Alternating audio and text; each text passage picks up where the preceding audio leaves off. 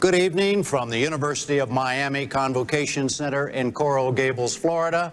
I'm Jim Lara of the NewsHour on PBS, and I welcome you to the first of the 2004 presidential debates between President George W. Bush, the Republican nominee, and Senator John Kerry, the Democratic nominee. These debates are sponsored by the Commission on Presidential Debates. Tonight's will last 90 minutes, following detailed rules of engagement worked out by representatives of the candidates. I have agreed to enforce their rules on them. The umbrella topic is foreign policy and homeland security, but the specific subjects were chosen by me, the questions were composed by me, the candidates have not been told what they are, nor has anyone else. For each question, there can only be a 2-minute response, a 90-second rebuttal, and at my discretion, a discussion extension of 1 minute. A green light will come on when 30 seconds remain in any given answer, yellow at 15, red at 5 seconds, and then flashing red means time's up. There is also a backup buzzer system if needed. Candidates may not direct a question to each other. There will be 2-minute closing statements, but no opening statements.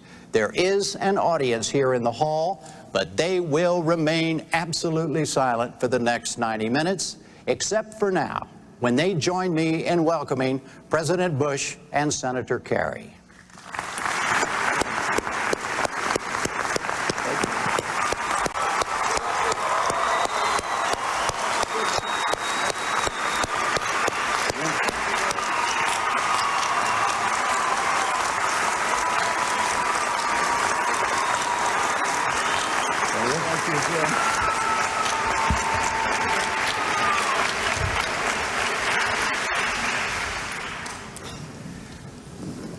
Good evening, Mr. President, Senator Kerry. As determined by a coin toss, the first question goes to you, Senator Kerry.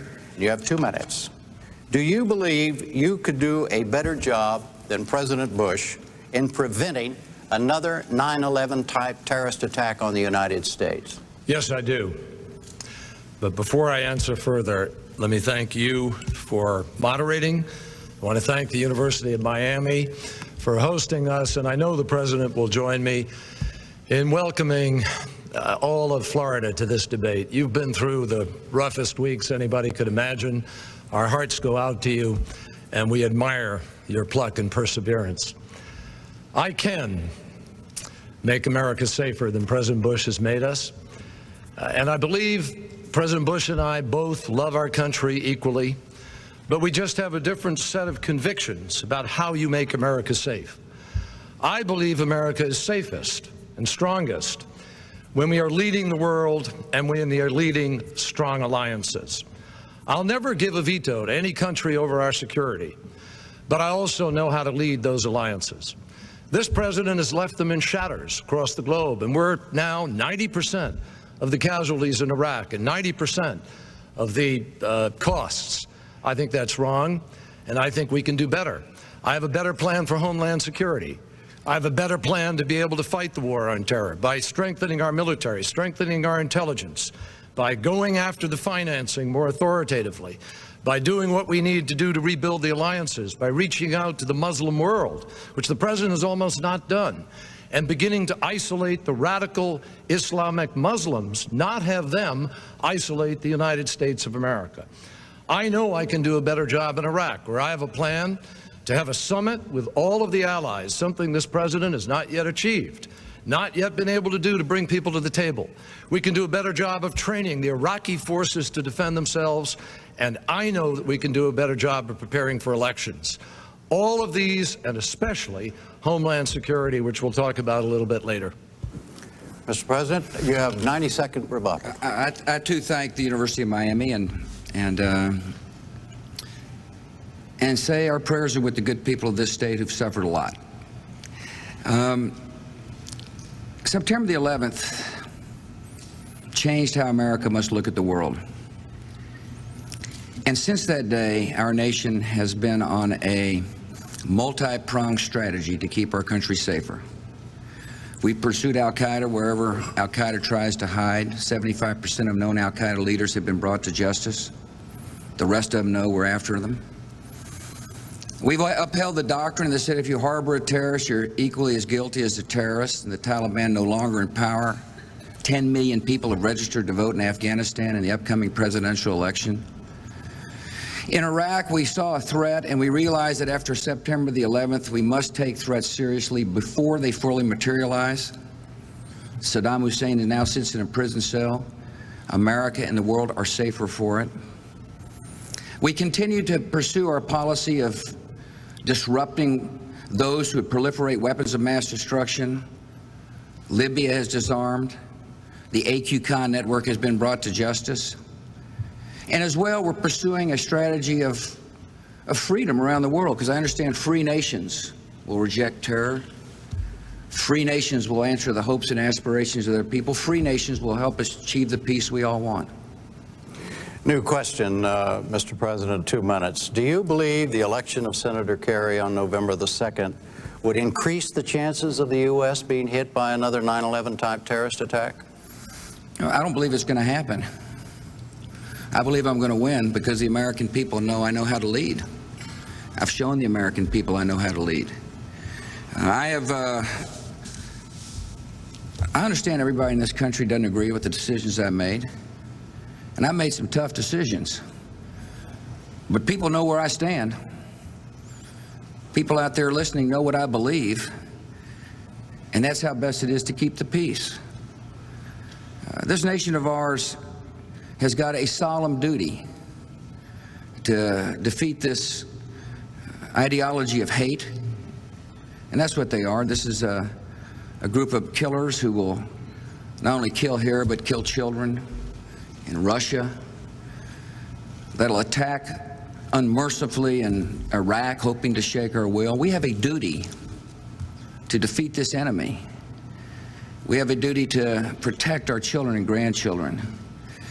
The best way to defeat them is to never waver, to be strong, to use every asset at our disposal. Is to constantly stay on the offensive. And at the same time, spread liberty. And that's what our people are seeing now is happening in Afghanistan. 10 million citizens have registered to vote. It's a phenomenal statistic. That have given a chance to be free, they will show up at the polls. 41% of those 10 million are women. In Iraq, no doubt about it, it's tough. It's hard work. It's incredibly hard. You know why? Because an enemy realizes the stakes. The enemy understands a free Iraq will be a major defeat in their ideology of hatred. That's why they're fighting so vociferously. They showed up in Afghanistan when they were there because they tried to beat us and they didn't, and they're showing up in Iraq for the same reason. They're trying to defeat us, and if we lose our will, we lose, but if we remain strong and resolute, we will defeat this enemy. 90-second response, Senator Kerry. I believe in being strong and resolute and determined, and I will hunt down and kill the terrorists wherever they are. But we also have to be smart, Jim. And smart means not diverting your attention from the real war on terror in Afghanistan against Osama bin Laden and taking it off to Iraq, where the 9/11 Commission confirms there was no connection to 9/11 itself in Saddam Hussein, and where the reason for going to war was weapons of mass destruction, not the removal of Saddam Hussein. This president has made, I regret to say, a colossal error of judgment. And judgment is what we look for in the President of the United States of America. I'm proud that important military figures are supporting me in this race. Former Chairman, Joint Chiefs of Staff, John Shalikashvili. Just yesterday, General Eisenhower's son, General John Eisenhower, endorsed me. Admiral William Crowell, General Tony McPeak, who ran the Air Force war so effectively for his father, all believe I would make a stronger commander-in-chief. And they believe it because they know I would not take my eye off of the goal, Osama bin Laden. Unfortunately, he escaped in the mountains of Tora Bora. We had him surrounded. But we didn't use American forces, the best trained in the world, to go kill him. The president relied on Afghan warlords, and he outsourced that job too. That's wrong.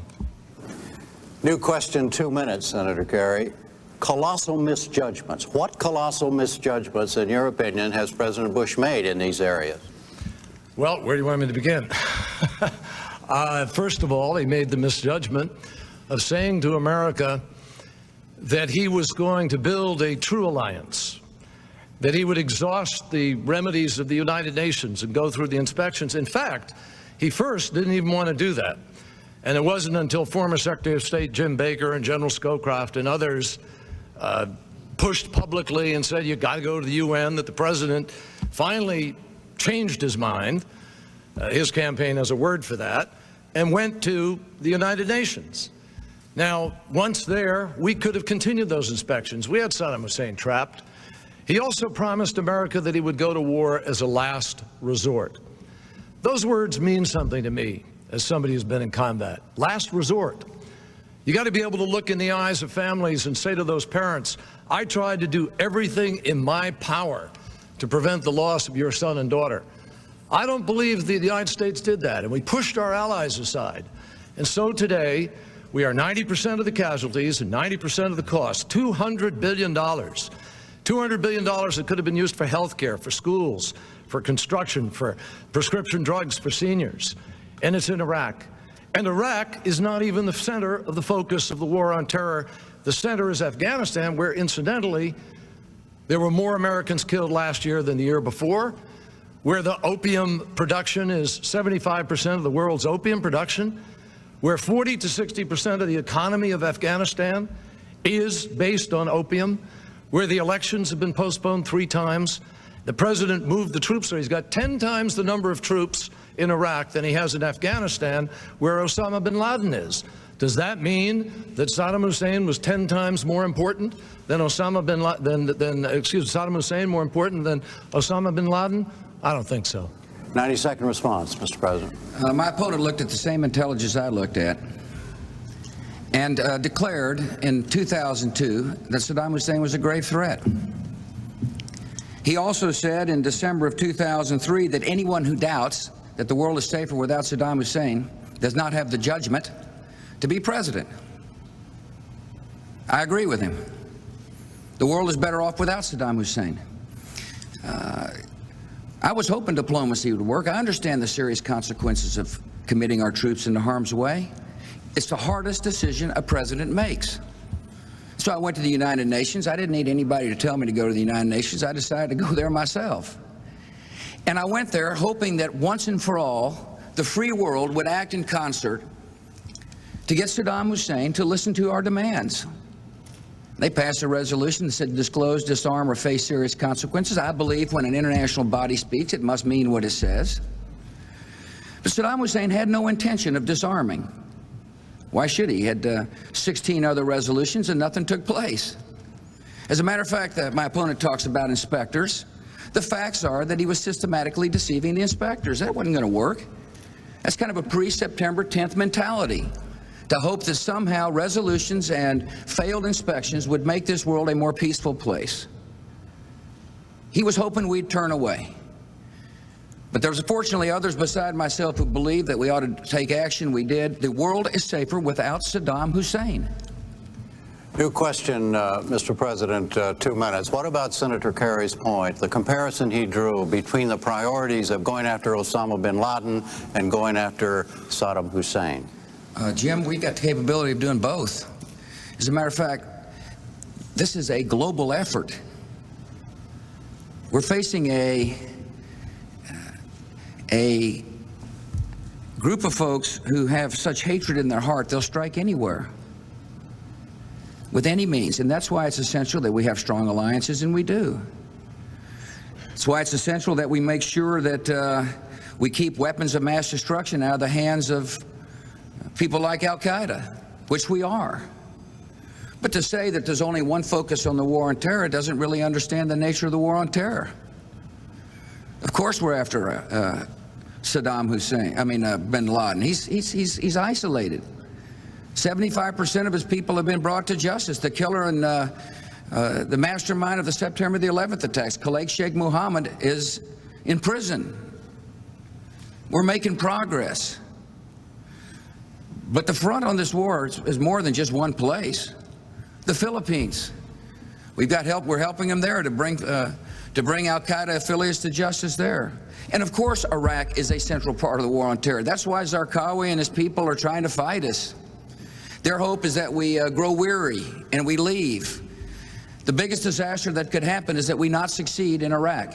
We will succeed. We've got a plan to do so. And the main reason we'll succeed is because the Iraqis want to be free. I had the honor of visiting with Prime Minister Alawi. He's a strong, courageous leader. He believes in the freedom of the Iraqi people. He doesn't want U.S. leadership, however, to send mixed signals, to not stand with the Iraqi people.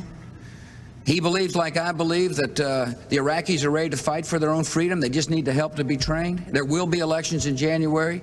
We're spending reconstruction money, and our alliance is strong. That's the plan for victory. And when Iraq is free, America will be more secure. Senator Kerry, 90 seconds. The president just talked about Iraq as a center of the war on terror. Iraq was not even close to the center of the war on terror before the president invaded it.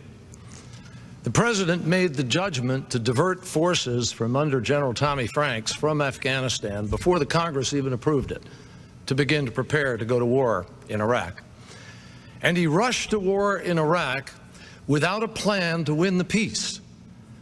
Now, that is not the judgment that a president of the United States ought to make. You don't take America to war unless you have a plan to win the peace. You don't send troops to war without the body armor that they need. I've met kids in Ohio, parents in Wisconsin places, Iowa, where they're going out on the internet to get the state-of-the-art body gear to send to their kids. Some of them got them for birthday present. I think that's wrong. Humvees, 10,000 out of 12,000 Humvees that are over there aren't armored. And you go visit some of those kids in the hospitals today who are maimed because they don't have the armament. This president I don't know if he sees what's really happening on there, but it's getting worse by the day. More soldiers killed in June than before, more in July than June, more in August than July, more in September than in August. And now we see beheadings, and we got weapons of mass destruction crossing the border every single day, and they're blowing people up. And we don't have enough troops there. Hey, Can I respond? Let's do one of these one-minute extensions. You have 30 seconds. Thank you, sir. First of all, what my opponent wants you to forget is that he voted to authorize the use of force and now says it's the wrong war at the wrong time at the wrong place. I don't see how you can lead this country to succeed in Iraq if you say wrong war, wrong time, wrong place. What message does that send our troops? What message does that send our allies? What message does that send the Iraqis? No, the way to win this is to be steadfast and resolved and to follow through on the plan that I just outlined. 30 seconds, Senator. Yes, we have to be steadfast and resolved, and I am. And I will succeed for those troops now that we're there. We have to succeed. We can't leave a failed Iraq. But that doesn't mean it wasn't a mistake of judgment to go there and take the focus off of Osama bin Laden. It was. Now we can succeed, but I don't believe this president can. I think we need a president who has the credibility to bring the allies back to the table and to do what's necessary to make it so America isn't doing this alone. We'll come back to Iraq in a moment, but I want to come back to where I began on Homeland Security. This is a 2-minute new question, Senator Kerry. As president, what would you do specifically, in addition to or differently, to increase the Homeland Security of the United States and what President Bush is doing? Jim, let me tell you exactly what I'll do, and there are a long list of things. First of all, what kind of mixed message does it send when you've got $500 million going over to Iraq to put police officers in the streets of Iraq, and the president is cutting the COPS program in America? What kind of message does it send to be sending money to open firehouses in Iraq, but we're shutting firehouses who are the first responders here in America? The president hasn't put one nickel, not one nickel, into the effort to fix some of our tunnels and bridges and most exposed subway systems. That's why they had to close down the subway in New York when the Republican convention was there. We haven't done the work that ought to be done. The president, 95% of the containers that come into the ports right here in Florida are not inspected. Civilians get onto aircraft and their luggage is x-rayed, but the cargo hold is not x-rayed. Does that make you feel safer in America? This president thought it was more important to give the wealthiest people in America a tax cut rather than invest in Homeland Security. Those aren't my values. I believe in protecting America first. And long before President Bush and I get a tax cut, and that's who gets it, long before we do, I'm going to invest in Homeland Security, and I'm going to make sure we're not cutting cops programs in America, and we're fully staffed in our firehouses, and that we protect the nuclear and chemical plants. The president also, unfortunately, gave in to the chemical industry, which didn't want to do some of the things necessary to strengthen our chemical plant exposure. And there's an enormous undone job to protect the loose nuclear materials in the world that are able to get to terrorists. That's a whole other subject, but I see we still have a little bit more time. Let me just quickly say, at the current pace, the president will not secure the loose material in the Soviet Union, former Soviet Union, for 13 years. I'm going to do it in 4 years, and we're going to keep it out of the hands of terrorists. 90-second response, Mr. President.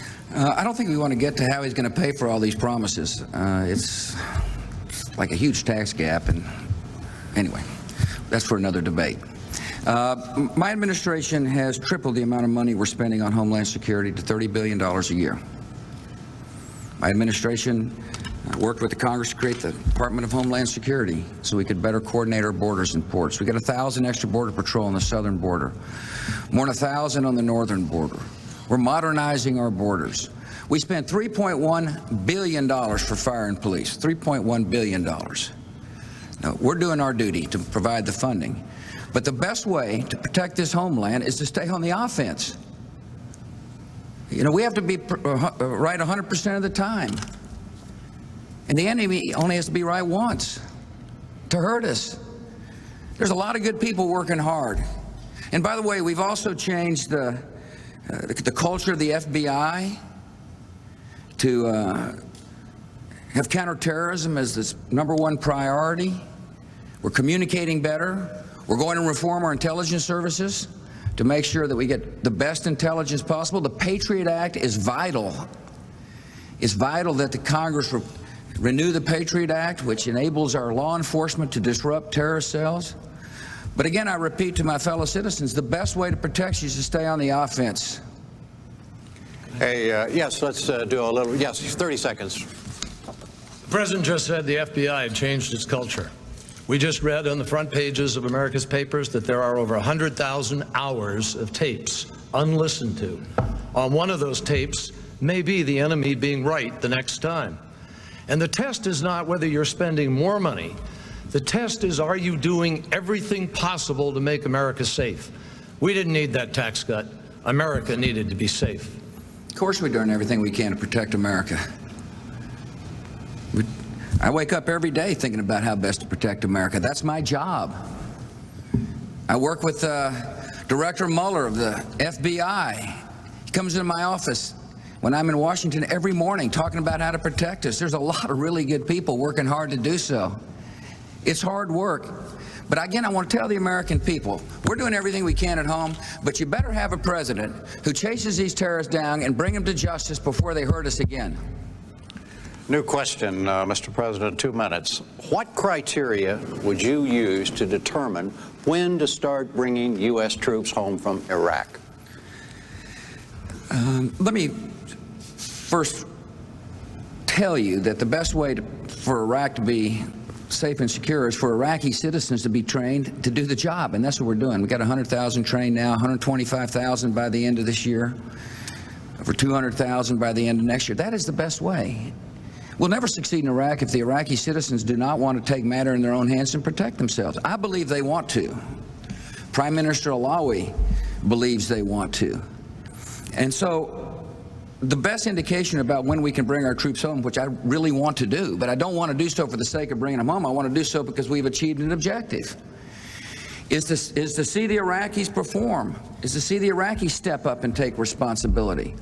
And so the answer to your question is, when our generals on the ground and Ambassador Negroponte tells me that Iraq is ready to defend herself from these terrorists, that elections will have been held by then, that there's stability, and that they're on their way to, you know, a nation that's free.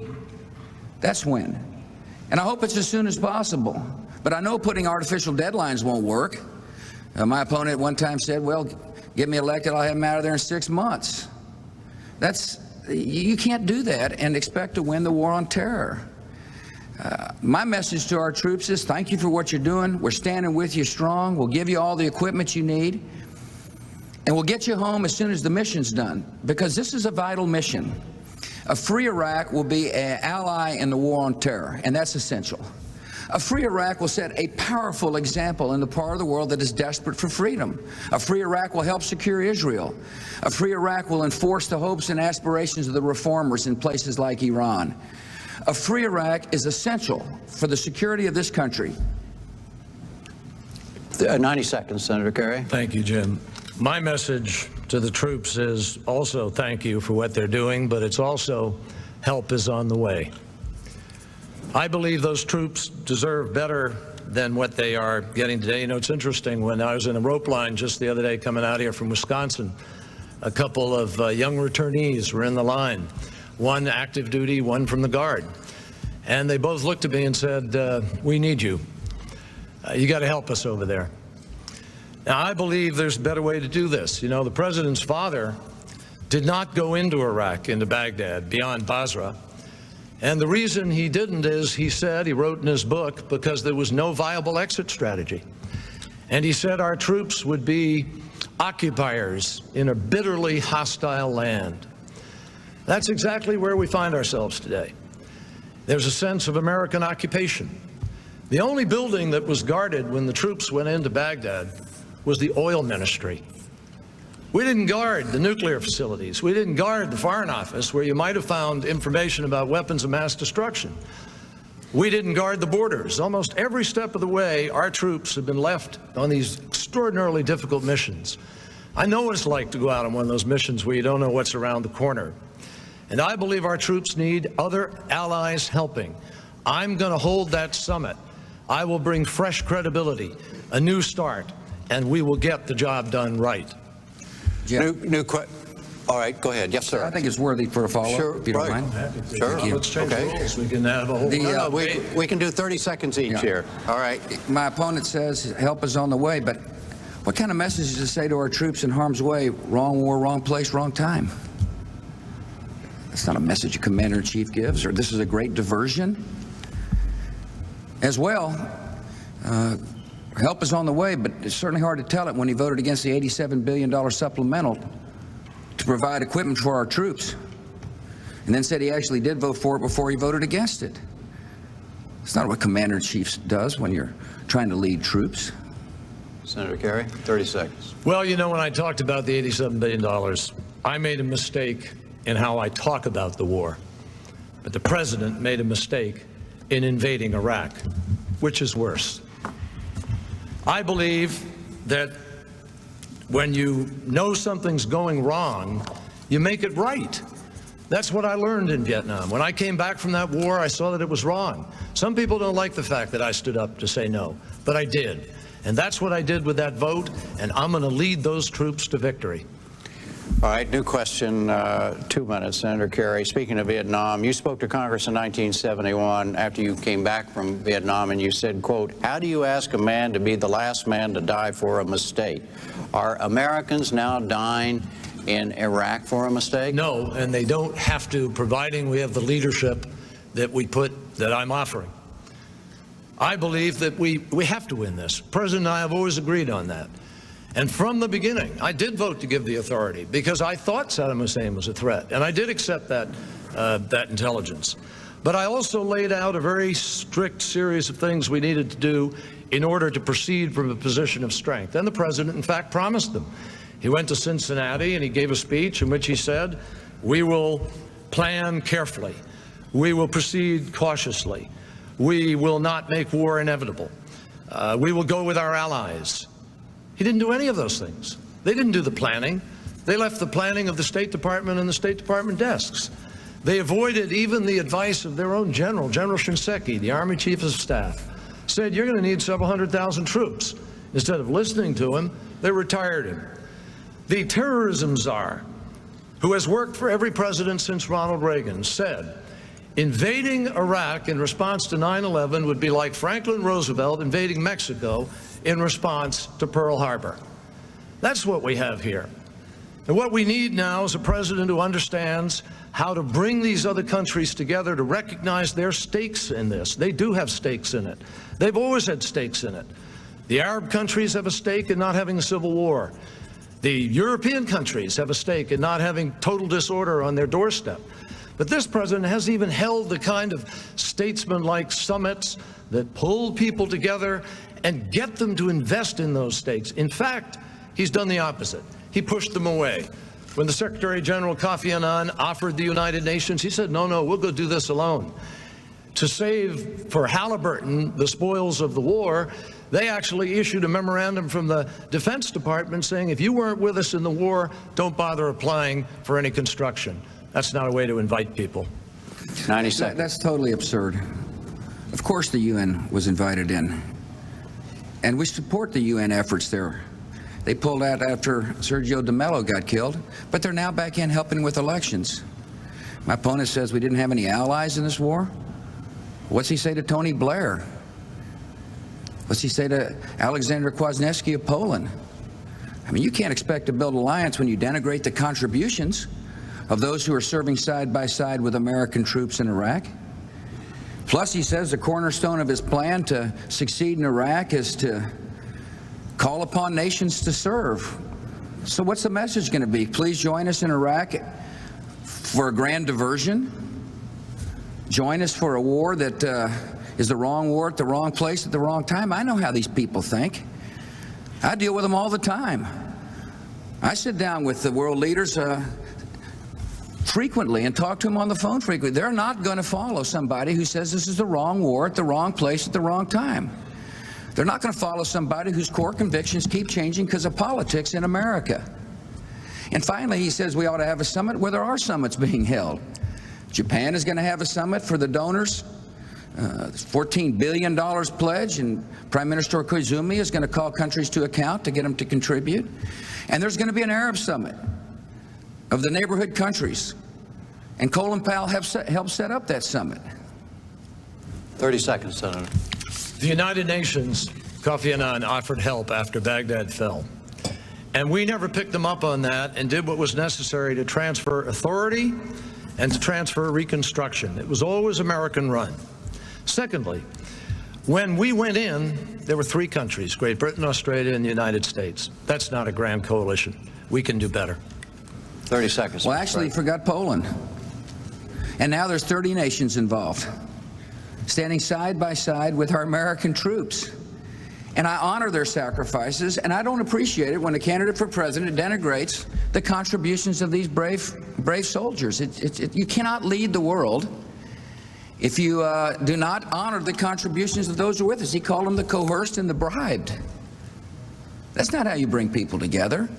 Our coalition is strong. It'll remain strong so long as I'm the president. New question, Mr. President. 2 minutes. You have said there was a, quote, miscalculation of what the conditions would be in post-war Iraq. What was the miscalculation and how did it happen? No, what I said was that because we achieved such a rapid victory, more of the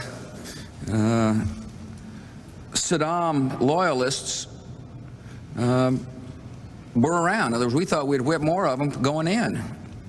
But because Tommy Franks did such a great job in planning the operations, we moved rapidly. And a lot of the Baathists and Saddam loyalists laid down their arms and disappeared. I thought they would stay and fight, but they didn't, and now we're fighting them now. And it's hard work. I understand how hard it is. I get the casualty reports every day. I see on the TV screens how hard it is. But it's necessary work. And I'm optimistic. See, I think you can be realistic and optimistic at the same time. I'm optimistic we'll achieve. I know we won't achieve if we send mixed signals. I know we're not going to achieve our objective if we send mixed signals to our troops, our friends, the Iraqi citizens. We've got a plan in place. The plan says there'll be elections in January, and there will be. The plan says we'll train Iraqi soldiers so they can do the hard work, and we are. And it's not only just America, but NATO is now helping. Jordan's helping train police. UAE is helping train police. We've allocated $7 billion over the next months for reconstruction efforts, and we're making progress there. And our alliance is strong. Now, they just told you there's going to be a summit of the Arab nations. Japan will be hosting a summit. We're making progress. It is hard work. It is hard work to go from a tyranny to a democracy. It's hard work to go from a place where people get their hands cut off or executed to a place where people are free. But it's necessary work, and a free Iraq is going to make this world a more peaceful place. 90 seconds, Senator Kerry. What I think troubles a lot of people in our country is that the president has just sort of described one kind of mistake. But what he has said is that even knowing there were no weapons of mass destruction, even knowing there was no imminent threat, even knowing there was no connection of al-Qaeda, he would still have done everything the same way. Those are his words. Now, I would not. So what I'm trying to do is just talk the truth to the American people and to the world. The truth is what good policy is based on. It's what leadership is based on. The president says that I'm denigrating these troops. I have nothing but respect for the British and for Tony Blair and for what they've been willing to do. But you can't tell me that when the most troops any other country has on the ground is Great Britain with 8,300, and below that the four others are below 4,000, and below that there isn't anybody out of the hundreds, that we have a genuine coalition to get this job done. You can't tell me that on the day that we went into that war and it started, it was principally the United States, the America, and Great Britain and one or two others. That's it. And today we are 90% of the casualties and 90% of the costs. And meanwhile, North Korea has gotten nuclear weapons. Talk about mixed messages. The president is the one who said we can't allow countries to get nuclear weapons. They have. I'll change that. New question, Senator Kerry, 2 minutes. You've repeatedly accused President Bush, not here tonight, but elsewhere before, of not telling the truth about Iraq, essentially of lying to the American people about Iraq. Give us some examples of what you consider to be his not telling the truth. Well, I've never ever used the harshest word, as you did just then, and I try not to. But I'll nevertheless tell you that I think he has not been candid with the American people. I'll tell you exactly how. First of all, we all know that in his State of the Union message, he told Congress about nuclear materials that didn't exist. We know that he promised America that he was going to build this coalition. I just described the coalition. It is not the kind of coalition we were described when we were talking about voting for this. The president said he would exhaust the remedies of the United Nations and go through that full process. He didn't. He cut it off, sort of arbitrarily. And we know that there were further diplomatic efforts underway. They just decided the time for diplomacy is over and rushed to war without planning for what happens afterwards. Now, he misled the American people in his speech when he said, we will plan carefully. They obviously didn't. He misled the American people when he said we'd go to war as a last resort. We did not go as a last resort. And most Americans know the difference. Now, this has cost us deeply in the world. I believe that it is important to tell the truth to the American people. I've worked with those leaders the president talks about. I've worked with them for 20 years, for longer than this president. And I know what many of them say today, and I know how to bring them back to the table. And I believe that fresh start, new credibility, a president who can understand what we have to do to reach out to the Muslim world, to make it clear that this is not, Osama bin Laden uses the invasion of Iraq in order to go out to people and say, America has declared war on Islam. We need to be smarter about how we wage a war on terror. We need to deny them the recruits. We need to deny them the safe havens. We need to rebuild our alliances. I believe that Ronald Reagan, John Kennedy, others did that more effectively, and I'm going to try to follow in their footsteps. 90 seconds, Mr. President. My opponent just said something amazing. He said Osama bin Laden uses the invasion of Iraq as an excuse to spread hatred for America. Osama bin Laden going to determine how we defend ourselves? Osama bin Laden doesn't get to decide. The American people decide. I decided the right action was in Iraq.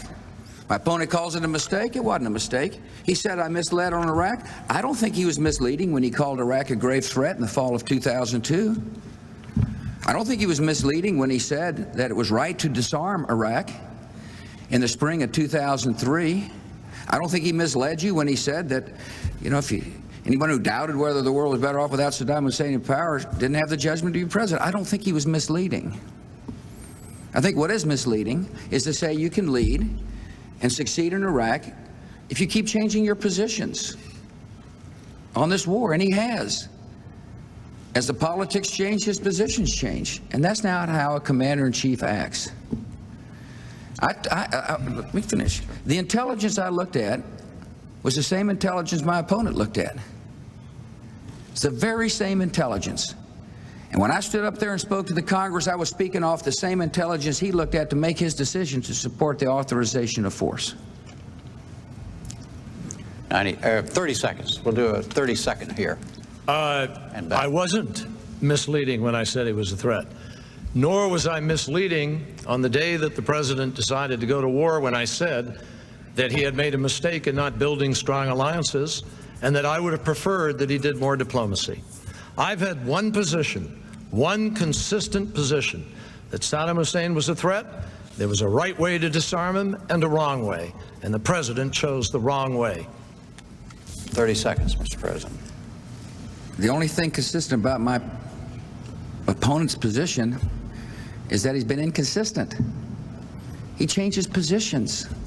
And you cannot change positions in this war on terror if you expect to win. And I expect to win. It's necessary we win.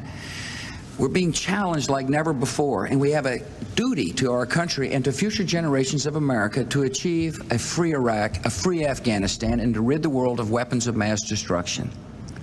New question, Mr. President, 2 minutes. Has the war in Iraq been worth the cost in American lives? 1,052 as of today. No, every life is precious. Every life matters. You know, the hardest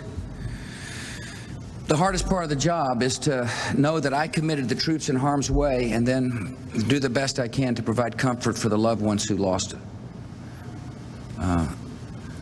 a son or a daughter or a husband and wife. And, you know, I think about Missy Johnson's a fantastic young lady I met in Charlotte, North Carolina. She and her son, Brian, they came to see me. Her husband, PJ, got killed. He'd been in Afghanistan, went to Iraq.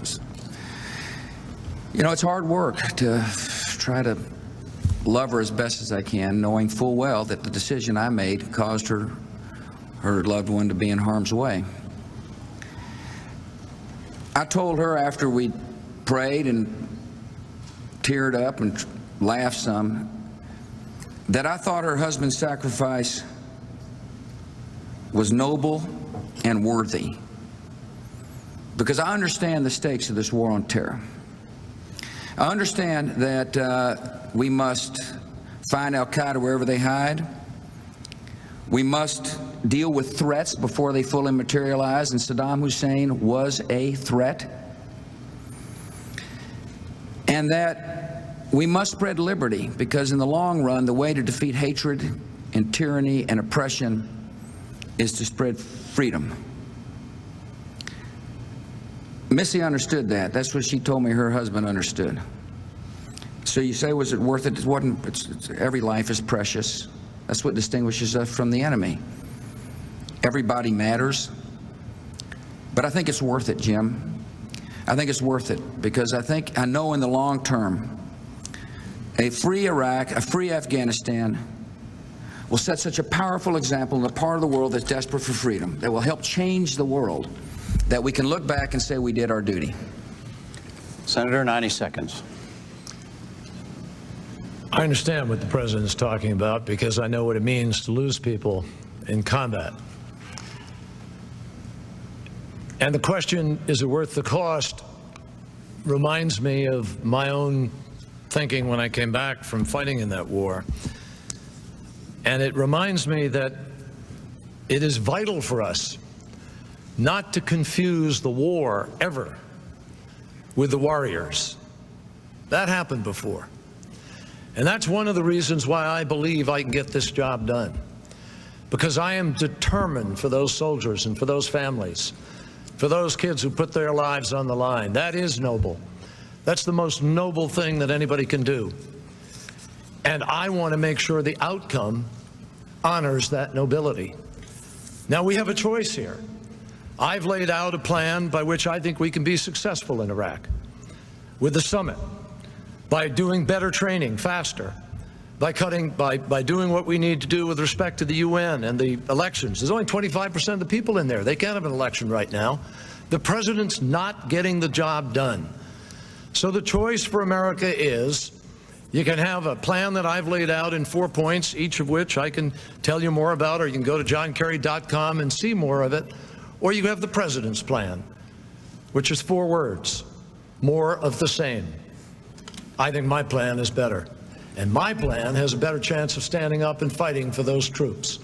I will never let those troops down, and will hunt and kill the terrorists wherever they are. All right, sir, go ahead. 30 seconds. Yeah,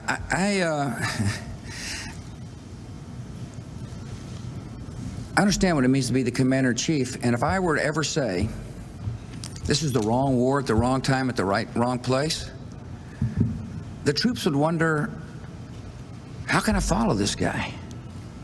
You cannot lead the war on terror if you keep changing positions on the war on terror and say things like, well, this is just a grand diversion. It's not a grand diversion. This is an essential that we get it right. And so the plan he talks about simply won't work. Senator Kerry, you have 30 seconds. You have 30 seconds, right? Secretary of State Colin Powell told this president the Pottery Barn rule. If you break it, you fix it. Now, if you break it, you made a mistake. It's the wrong thing to do. But you own it. And then you got to fix it and do something with it. Now, that's what we have to do. There's no inconsistency. Soldiers know over there that this isn't being done right yet.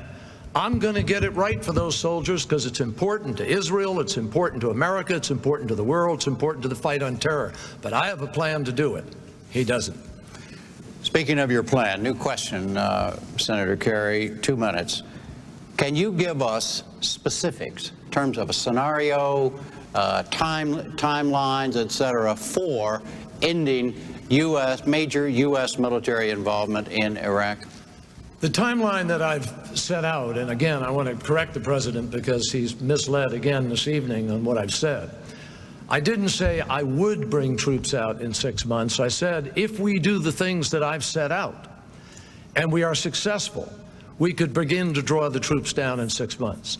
And I think a critical component of success in Iraq is being able to convince the Iraqis and the Arab world that the United States doesn't have long-term designs on it. As I understand it, we're building some 14 military bases there now, and some people say they've got a rather permanent concept to them. When you guard the oil ministry, but you don't guard the nuclear facilities, the message to a lot of people is maybe, wow, maybe they're interested in our oil. Now, the problem is that they didn't think these things through properly, and these are the things you have to think through. What I want to do is change the dynamics on the ground. And you have to do that by beginning to not back off of Fallujahs and other places and send the wrong message to the terrorists. You have to close the borders. You've got to show you're serious in that regard, but you've also got to show that you're prepared to bring the rest of the world in and share the stakes.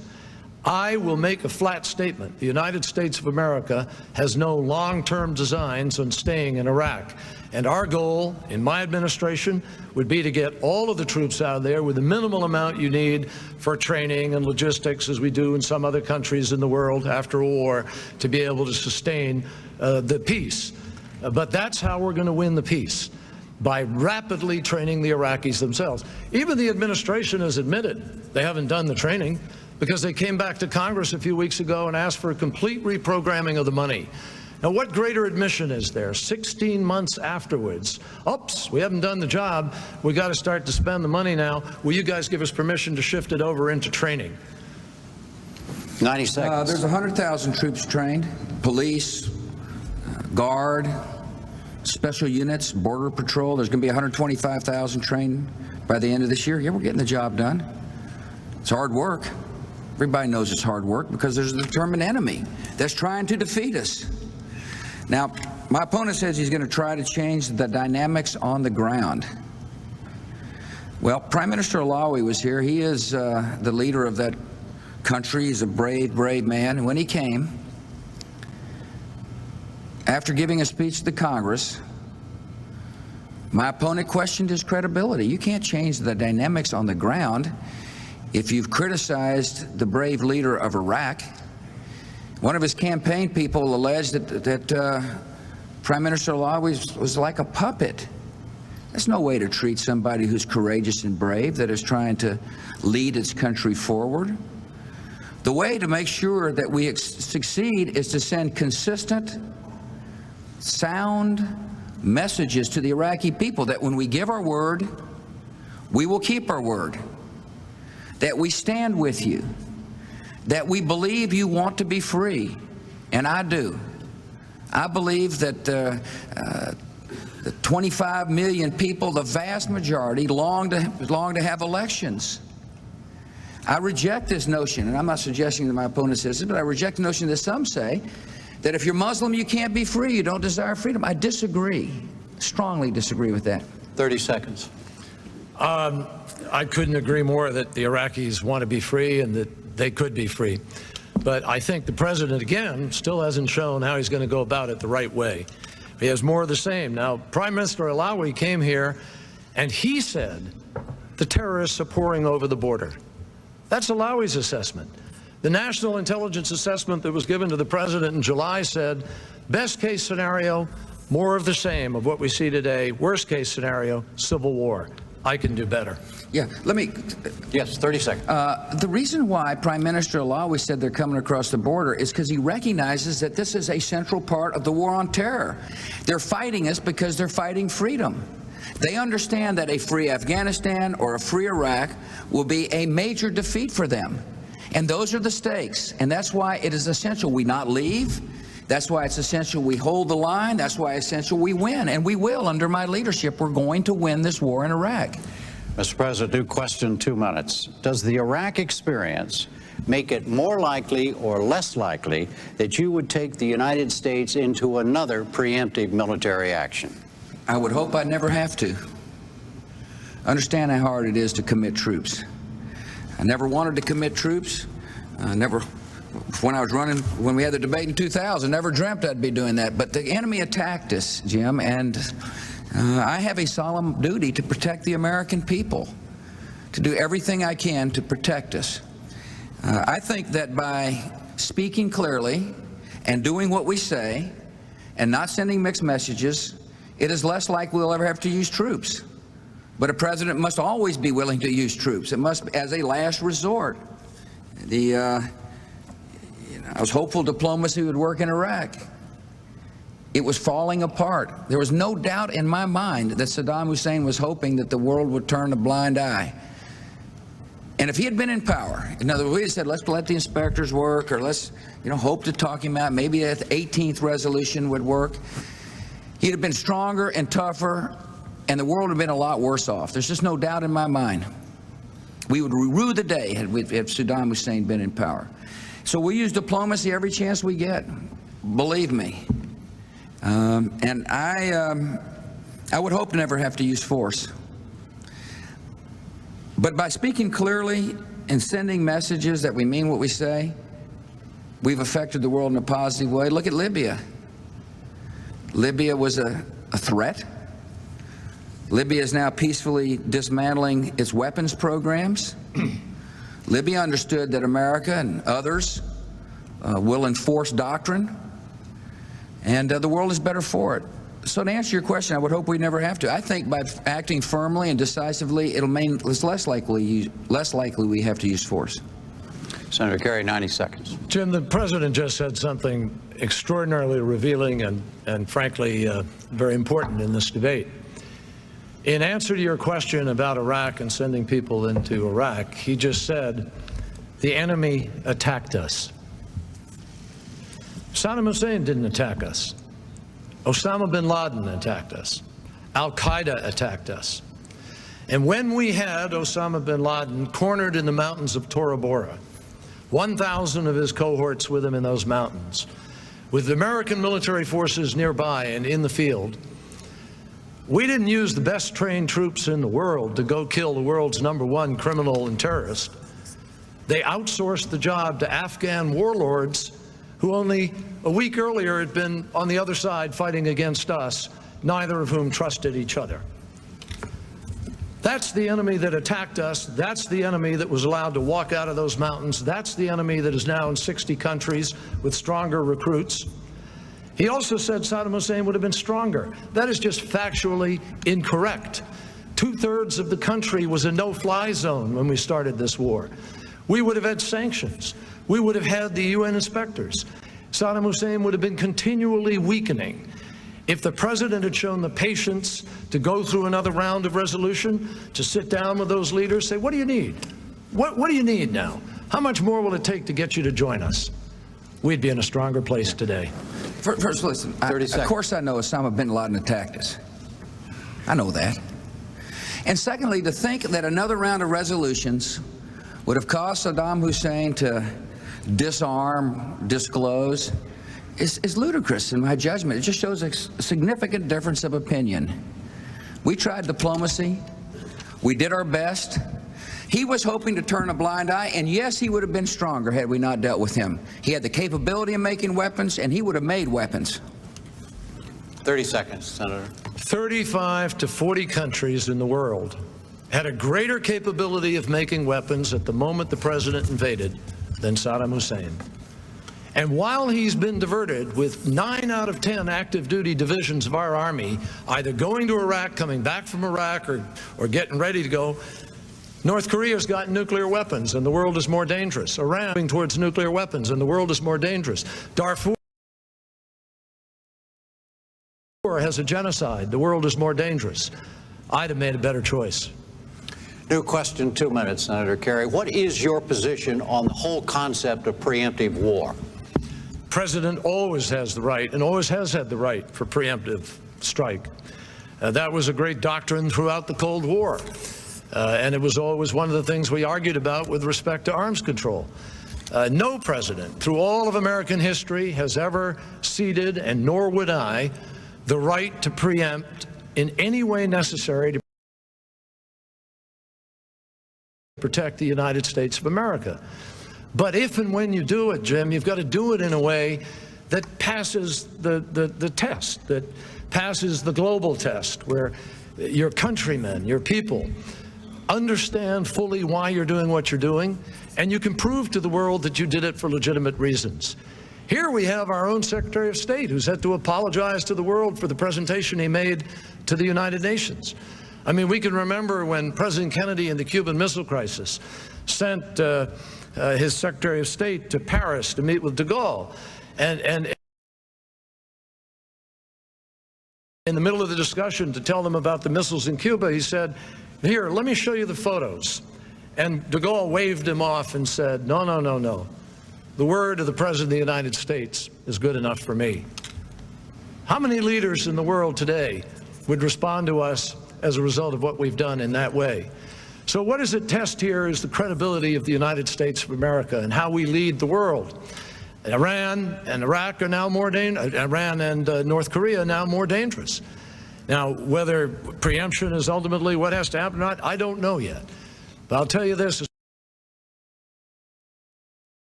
president, I'll never take my eye off that ball. I've been fighting for proliferation the entire time, anti-proliferation the entire time I've been in the Congress. And we've watched this president actually turn away from some of the treaties that were on the table. You don't help yourself with other nations when you turn away from the global warming treaty, for instance, or when you refuse to deal at length with the United Nations. You have to earn that respect. And I think we have a lot of earning back to do. 90 seconds.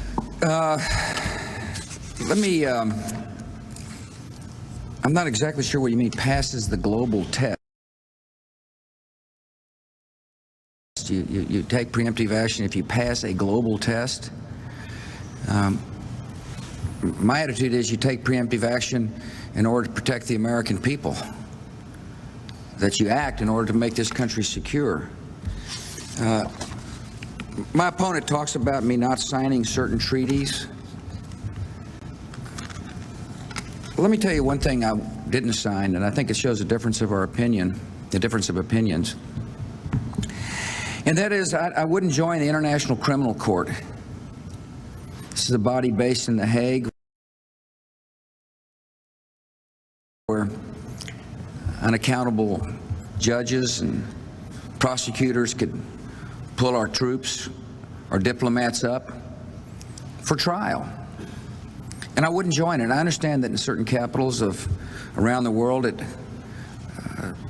that wasn't a popular move, but it's the right move not to join a foreign court where our people could be prosecuted. My opponent is for joining the International Criminal Court. I just think trying to be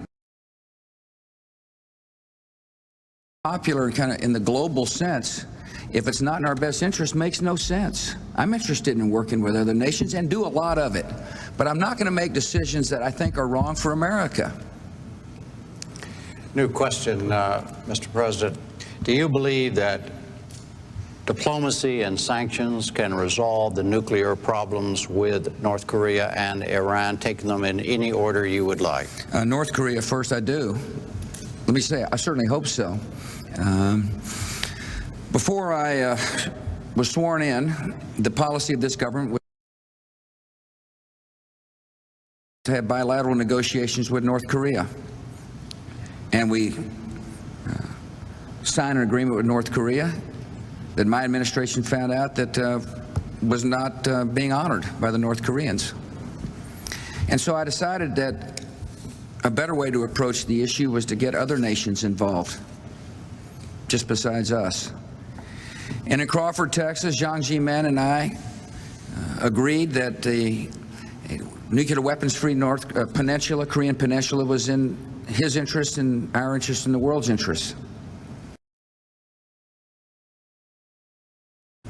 And so we began a new dialogue with North Korea, one that included not only the United States, but now China. And China's got a lot of influence over North Korea, in some ways more than we do. As well, we included South Korea, Japan, and Russia. So now there are 5 voices speaking to Kim Jong-il, not just one. And so if Kim Jong-il decides again to not honor an agreement, he's not only doing injustice to America, he'd be doing injustice to China as well. And I think this will work. It's not going to work if we open up a dialogue with Kim Jong-il. That's what he wants. He wants to unravel the 6-party talks, or the five-nation coalition that's sending him a clear message. On Iran, I hope we can do the same thing. Continue to work with the world to convince the Iranian mullahs to abandon their nuclear ambitions. We've worked very closely with the foreign ministers of France, Germany, and Great Britain, who have been the folks delivering the message to the mullahs that if you expect to be part of the world and nations, get rid of your nuclear programs. The IAEA is involved. There's a special protocol recently been passed that allows for instant inspections. I hope we can do it, and we've got a good strategy. Senator Kerry, 90 seconds. With respect to Iran, the British, French, and Germans were the ones who initiated an effort, without the United States, regrettably, to begin to try to move to curb the nuclear possibilities in Iran. I believe we could have done better. I think the United States should have offered the opportunity to provide the nuclear fuel, test them, see whether or not they were actually looking for it for peaceful purposes. If they weren't willing to work a deal, then we could have put sanctions together. The president did nothing. With respect to North Korea, the real story. We had inspectors and television cameras in the nuclear reactor in North Korea. Secretary Bill Perry negotiated that under President Clinton. And we knew where the fuel rods were, and we knew the limits on their nuclear power. Colin Powell, our Secretary of State, announced one day that we were going to continue the dialogue and work with the North Koreans. The president reversed him publicly while the president of South Korea was here. And the president of South Korea went back to South Korea bewildered and embarrassed because it went against his policy. And for 2 years, this administration didn't talk at all to North Korea. While they didn't talk at all, the fuel rods came out, The inspectors were kicked out, the television cameras were kicked out, and today there are 4 to 7 nuclear weapons in the hands of North Korea. That happened on this president's watch. Now that, I think, is one of the most serious sort of reversals of, or mixed messages that you could possibly send. I want to make sure, yes, sir, but in this 1 minute, I want to make sure that we understand that the people watching here understand the differences between the two of you on this. You want to continue the multinational talks, correct? And you're willing to do it. I want bilateral talks which put all of the issues from the armistice of 1952, the economic issues, the human rights issues, the artillery disposal issues, the DMZ issues, and the nuclear issues on the table. And you're opposed to that, right? The minute we have bilateral talks, the 6-party talks will unwind. It's exactly what Kim Jong-il wants. And by the way, the breach on the agreement was not through plutonium. The breach on the agreement is highly enriched uranium. That's what we caught him doing. That's where he was breaking the agreement. Secondly, he said that my opponent said, he worked to put sanctions on Iran. We've already sanctioned Iran. We can't sanction them anymore. There are sanctions in place on Iran. And finally, we were a party to the to working with Germany, France, and Great Britain to send their foreign ministers into Iran. New question, 2 minutes. Senator Kerry, you mentioned Darfur, the Darfur region of Sudan. 50,000 people have already died in that area. More than 1 million are homeless. It has been labeled an act of ongoing genocide, yet neither one of you or anyone else connected with your campaigns or your administration that I can find has discussed the possibility of sending in troops. Why not? Well, I'll tell you exactly why not, but I first want to say something about those sanctions on Iran. Only the United States put the sanctions on alone, and that's exactly what I'm talking about. In order for the sanctions to be effective, we should have been working with the British, French, and Germans and other countries, and that's the difference between the president and me. And there, again, he sort of slid by the question. Now, with respect to Darfur, yes, it is a genocide. And months ago, many of us were pressing for action. I think the reason that we're not saying send American troops in at this point is severalfold. Number one, we can do this through the African Union, providing we give them the logistical support. Right now, all the president is providing is humanitarian support. We need to do more than that. They've got to have the logistical capacity to go in and stop the killing. And that's going to require more than is on the table today. I also believe that it is one of the reasons we can't do it is we're overextended. Ask the people in the armed forces today. We've got guards and reserves who are doing double duties. We've got a backdoor draft taking place in America today. People with stop-loss programs where they're told you can't get out of the military. 9 out of our 10 active duty divisions committed to Iraq one way or the other, either going, coming, or preparing. So this is the way the president has overextended the United States. That's why, in my plan, I add 2 active duty divisions to the United States Army, not for Iraq, but for our general demands across the globe. I also intend to double the number of special forces so that we can do the job we need to do with respect to fighting the terrorists around the world. And if we do that, then we have the ability to be able to respond more rapidly. But I'll tell you this, as president, if it took American forces to some degree to coalesce the African Union, I'd be prepared to do it because we could never allow another Rwanda. It's a moral responsibility for us in the world.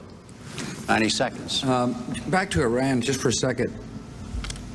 It was not my administration that put the sanctions on Iran. That happened long before I arrived in Washington, D.C. In terms of Darfur, I agree it's genocide, and Colin Powell so stated. We have committed $200 million worth of aid. We're the leading donor in the world to help the suffering people there. We will commit more over time to help. We were very much involved at the UN on the sanction policy of the Bashir government in the Sudan. Prior to Darfur, Ambassador Jack Danforth had been negotiating a North-South agreement that we would hope would have brought peace to the Sudan. I agree with my opponent that we shouldn't be committing troops, that we ought to be working with the African Union to do so. Precisely what we did in Liberia. We helped stabilize the situation with some troops, and when the African Union came, we moved them out. My hope is that the African Union moves rapidly to help save lives. Fortunately, the rainy season will be ending shortly, which will make it easier to get aid there and help the long-suffering people there. New question, President Bush. There are clearly, as we have heard, major policy differences between the two of you. Are there also underlying character issues that you believe are serious enough to deny Senator Kerry the job as Commander-in-Chief of the United States? Whew, that's a loaded question. First of all, I admire Senator Kerry's service to our country. I admire the fact that he is a great dad. Appreciate the fact that his daughters have been so kind to my daughters in what has been a pretty hard experience for, I guess, young girls seeing their dads out there campaigning. I admire the fact that he served for 20 years in the Senate, although I'm not so sure I admire the record. I won't hold it against him that he went to Yale. Nothing wrong with that. My concerns about the senator is that in the course of this campaign, I've been listening very carefully to what he says, and he changes positions on the war in Iraq. This changes positions on something as fundamental as what you believe in your core, in your heart of hearts, is right for in Iraq. You cannot lead if you send mixed messages. Mixed messages send the wrong signals to our troops. Mixed messages send the wrong signals to our allies. Mixed messages send the wrong signals to the Iraqi citizens. And that's my biggest concern about my opponent. Admire his service, but I just know how this world works. And that in the councils of government, there must be certainty from the U.S. president. Of course, we change tactics when need to, but we never change our beliefs, the strategic beliefs that are necessary to protect this country and the world. 90-second response, Senator. Well, first of all, I appreciate enormously the personal comments the president just made, and I share them with him. I think only if you're doing this, and he's done it more than I have in terms of the presidency, can you begin to get a sense of what it means to your families.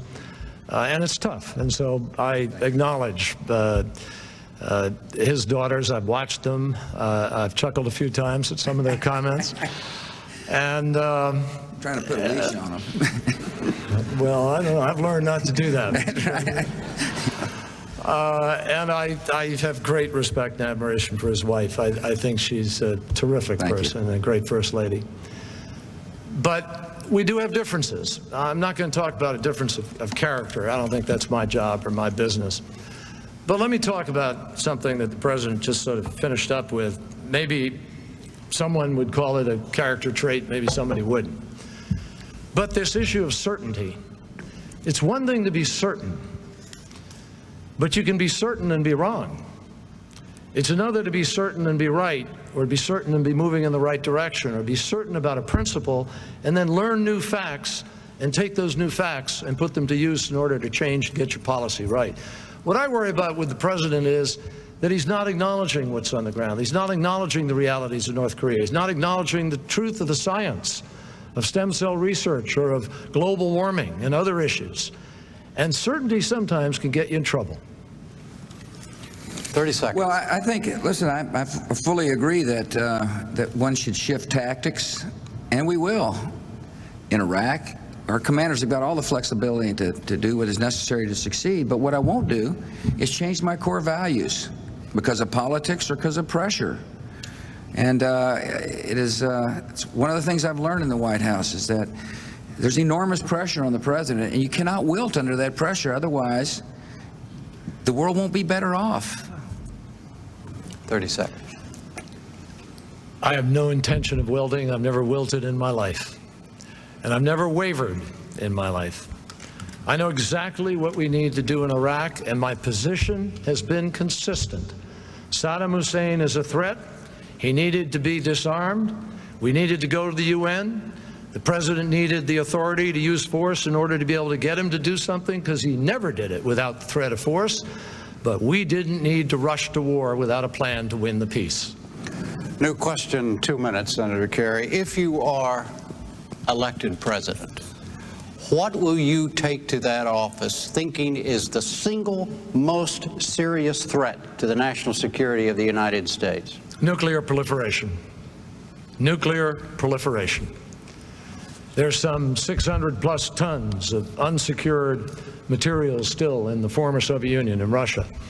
At the rate that the president is currently securing that, it'll take 13 years to get it. I did a lot of work on this. I wrote a book about it several years ago, maybe 6 or 7 years ago, called The New War, which saw the difficulties of this international criminal network. And back then, we intercepted a suitcase in a Middle Eastern country with nuclear materials in it, and the black market sale price was about $250 million. Now, there are terrorists trying to get their hands on that stuff today. And this president, I regret to say, has secured less nuclear material in the last 2 years since 9/11 than we did in the 2 years preceding 9/11.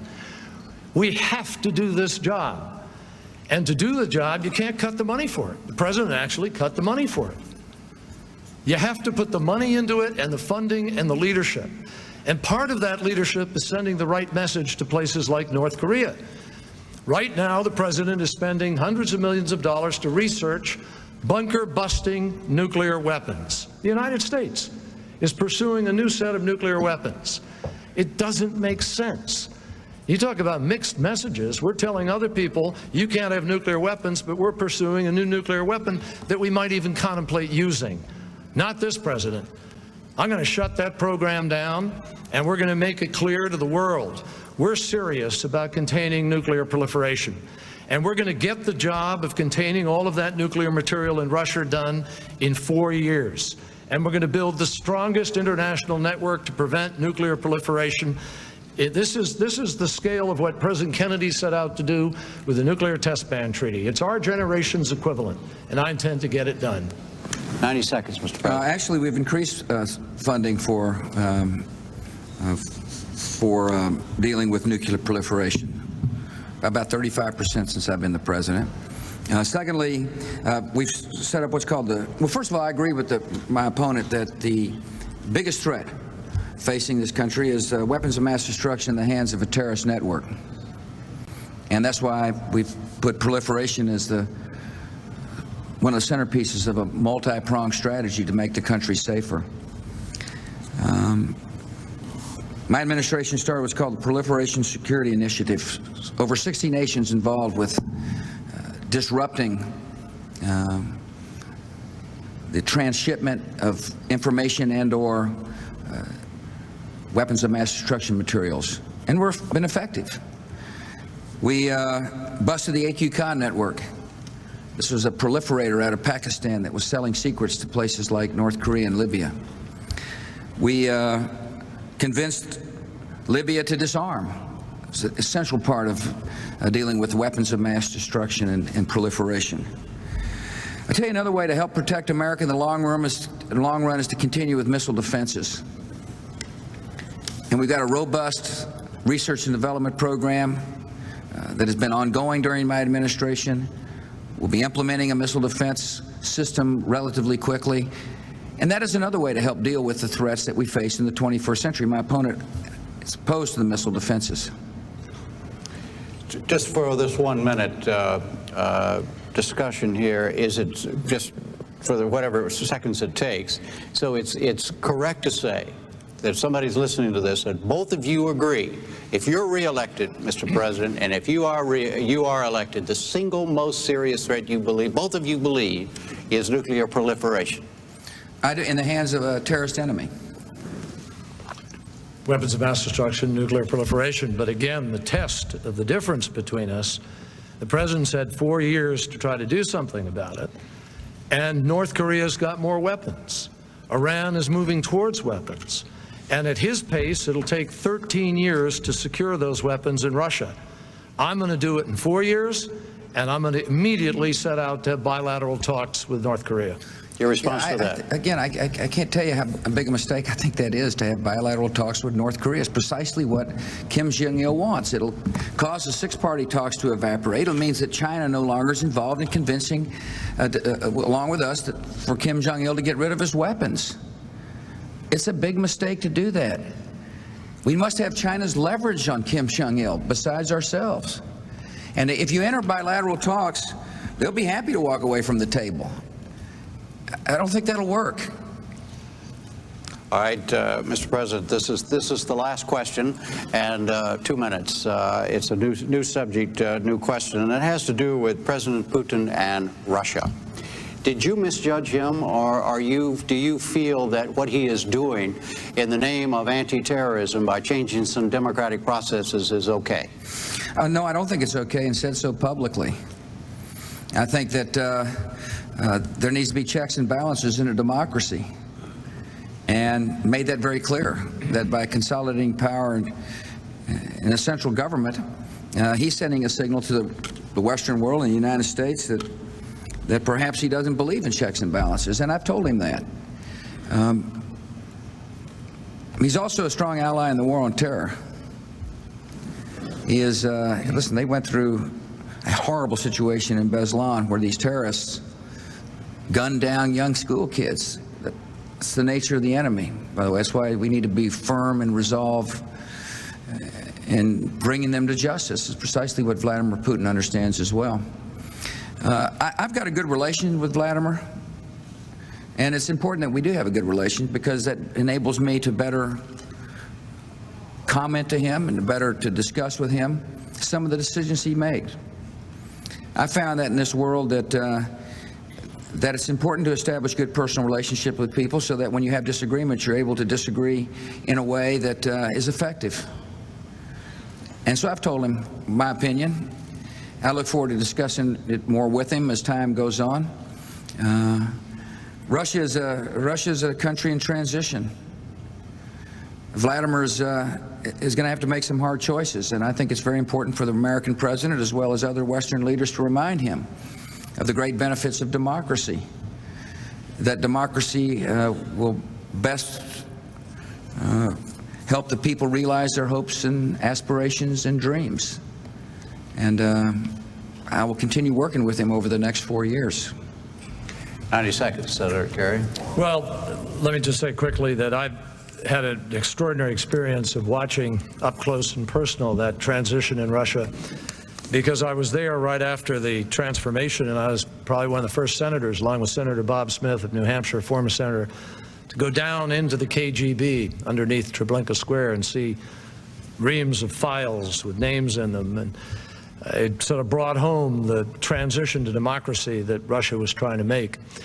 I regret what's happened in these past months, and I think it goes beyond just the response to terror. Mr. Putin now controls all the television stations. His political opposition is being put in jail. And I think it's very important for the United States, obviously, to have a working relationship that is good. This is a very important country to us, and we want a partnership. But we always have to stand up for democracy. As George Will said the other day, freedom on the march, not in Russia right now. Now, I'd like to come back for a quick moment, if I can, to that issue about China and the talks, because that's one of the most critical issues here, North Korea. Just because the president says it can't be done, that you'd lose China, doesn't mean it can't be done. I mean, this is the president who said there were weapons of mass destruction, said mission accomplished, said we could fight the war on the cheap, none of which were true. We can have bilateral talks with Kim Jong-il, and we can get those weapons at the same time as we get China, because China has an interest in the outcome, too. 30 seconds, Mr. President. You know my opinion on North Korea. I can't say any more plainly. But what do you use the word truth again? Pardon me? You're talking about the truth of the matter. Use the word truth again. Did that raise any hackles with you? Oh, I'm a pretty calm guy. I mean, okay. All right. I don't take it personally. Yeah. But you know, look, we looked at the same intelligence and came to the same conclusion that Saddam Hussein was a grave threat. And I don't hold it against him that he said grave threat. I'm not going to go around the country saying he didn't tell the truth. when he looked at the same intelligence I did. It was a threat. That's not the issue. The issue is what you do about it. The president said he was going to build a true coalition, exhaust the remedies of the UN, and go to war as a last resort. Those words really have to mean something. And unfortunately, he didn't go to war as a last resort. Now we have this incredible mess in Iraq. $200 billion. It's not what the American people thought they were getting when they voted. All right, that brings us to closing statements, and again, as determined by a coin toss, Senator Kerry, you go first, and you have 2 minutes. Thank you, Jim, very much. Thank you very much to the university again. Thank you, Mr. President. My fellow Americans, as I said at the very beginning of this debate, both President Bush and I love this country very much. There's no doubt, I think, about that. But we have a different set of convictions about how we make our country stronger here at home and respected again in the world. I know that for many of you sitting at home, parents of kids in Iraq, you want to know who's the person who could be a commander-in-chief who can get your kids home and get the job done and win the peace. And for all the rest of the parents in America who are wondering about their kids going to a school or anywhere else in the world, what kind of world they're going to grow up in, let me look you in the eye and say to you, I defended this country as a young man in war, and I will defend it as President of the United States. But I have a difference with this president. I believe we're strongest when we reach out and lead the world and build strong alliances. I have a plan for Iraq. I believe we can be successful. I'm not talking about leaving. I'm talking about winning.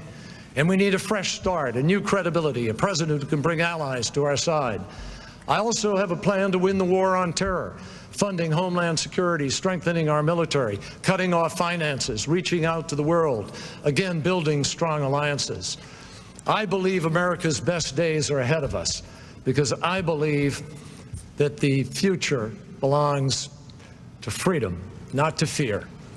That's the country that I'm going to fight for. And I ask you to give me the opportunity to make you proud.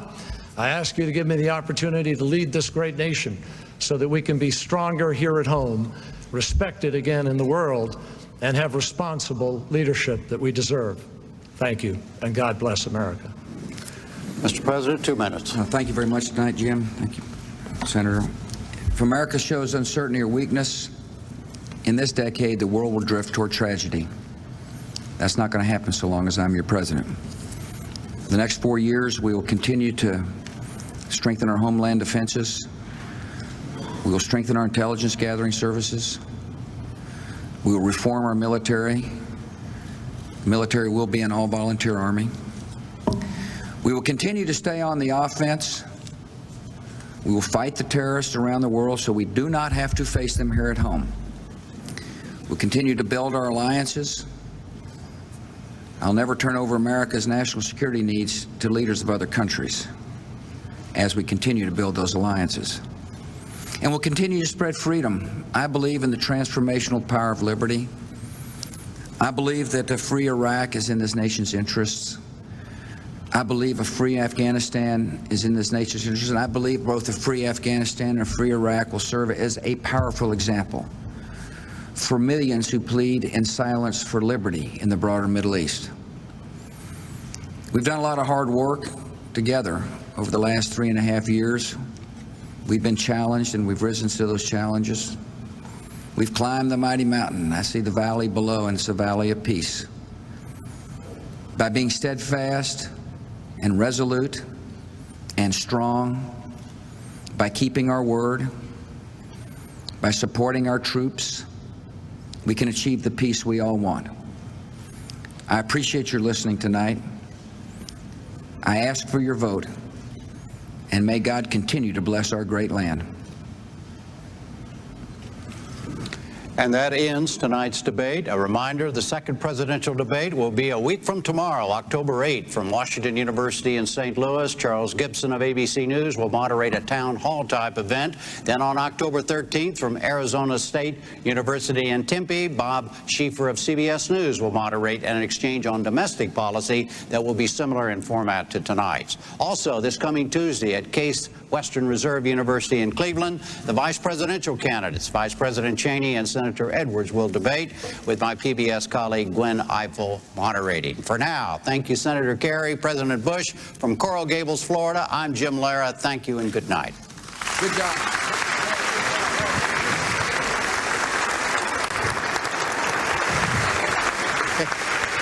I wish you were here for the other two.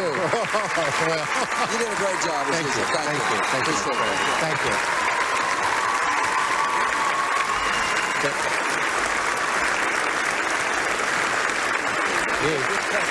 Very good.